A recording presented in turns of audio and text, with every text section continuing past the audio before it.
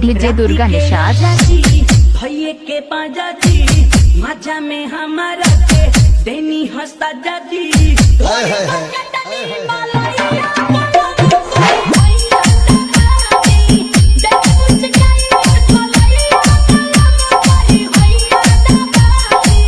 राती के राजा जी भैये के पाजा जी मजा में हमारा के देनी हंसता जाजी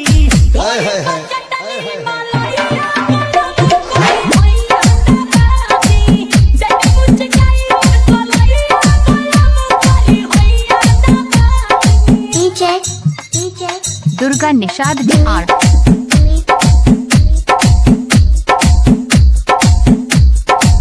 रहे पहले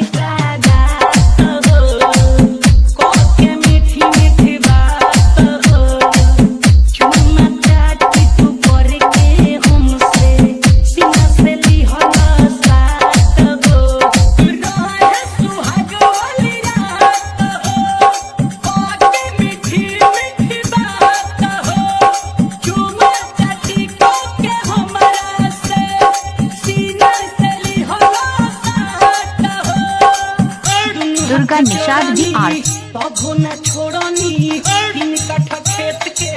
खूबे नुकोनी लौरता होई जता भैया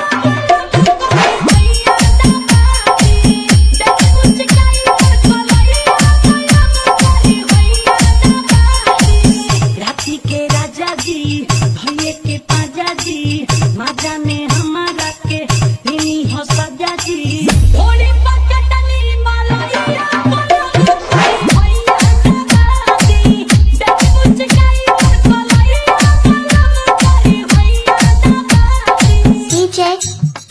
दुर्गा निषाद DR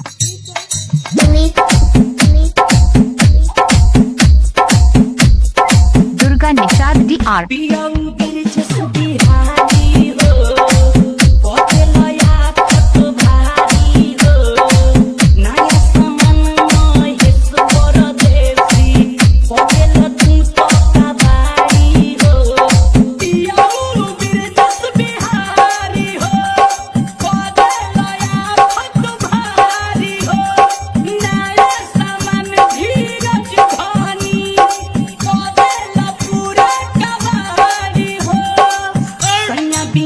संगे सिनोद हो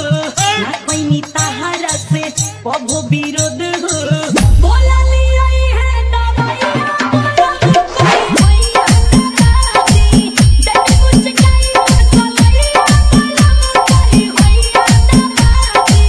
राती के राजा जी भैये के पाजा जी